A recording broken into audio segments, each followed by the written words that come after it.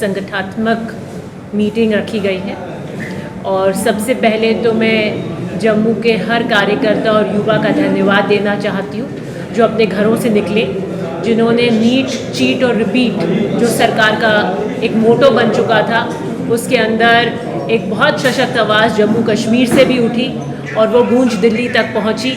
उस गूंज के अंदर मिलकर एक अनुगूंज बनी जिसके कारण सरकार को झुकना पड़ा और धर्मेंद्र प्रधान जी का इस्तीफा हुआ। मैं इसके लिए सबको धन्यवाद ज्ञापित करती हूँ कि राहुल जी के नेतृत्व में कांग्रेस का हर कार्यकर्ता बहुत मजबूती से देश के युवाओं के मुद्दे को उठा रहा है। दूसरी बात कि हम किस तरीके से आगे संगठन को लेकर जाएं, एक विस्तृत रूप से उसकी चर्चा कर रहे हैं। जम्मू रूरल की हर कॉन्स्टिट्यूंसी, हर ब्लॉक के व्यक्ति और इंचार्ज से चर्चा कर रहे हैं कि हर कॉन्स्टिट्यूंसी के अंदर आगे आने वाले दिनों में और क्या रोड मैप हो सकता है, किस तरीके से हम कांग्रेस के कार्यक्रम और जनता के मुद्दे जन संवाद में तब्दील करते हुए आगे ले जाएं।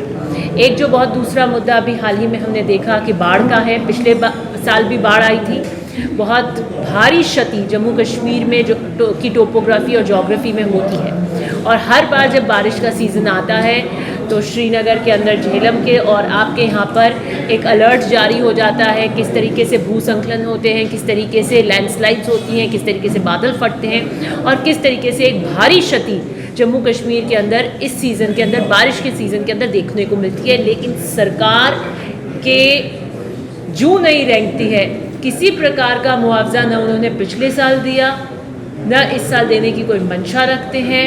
मतलब वो देते हैं ना ऊँट के मुंह में जीरा जितना, 3000 करोड़ का बनता है तो 100 करोड़ दे देते हैं। मुझे लगता है कि हम उन सब विषयों पर चर्चा करने के लिए आज कांग्रेस के कार्यकर्ताओं के बीच आए।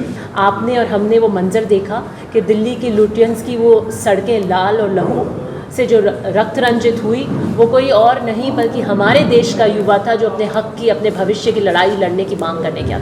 उन्होंने कोई गुनाह नहीं किया था और बहुत ही शांतिपूर्ण तरीके से वो सरकार को ये कहने गए थे कि पेपर लीक पे लीक रिपीटेड लीक हो रहे हैं, हमारे भविष्य का क्या होगा। हम पढ़कर डिग्रियां तो ले लेते हैं लेकिन हमें नौकरियां नहीं मिलती हैं, क्या हम ऐसे ही बेरोजगार करते रहेंगे। और उनको क्या मिलता है? पुलिस के डंडे, आंसू गैस के गोले, इतनी FIRs। कौन दोषी है इसके लिए? मुझे लगता है कि युवाओं की इस एकता के आगे, राहुल गांधी जी की इस पुकार के आगे भाजपा की सरकार को और मोदी सरकार को घुटने टेकने पड़े। और ये युवा है जिस कहा जाता है जिस और युवा चलता है उस और आंधी चलती है, और उन्होंने बता दिया कि ज़माना और सत्ता को कैसे घुटनों के बल टेका जा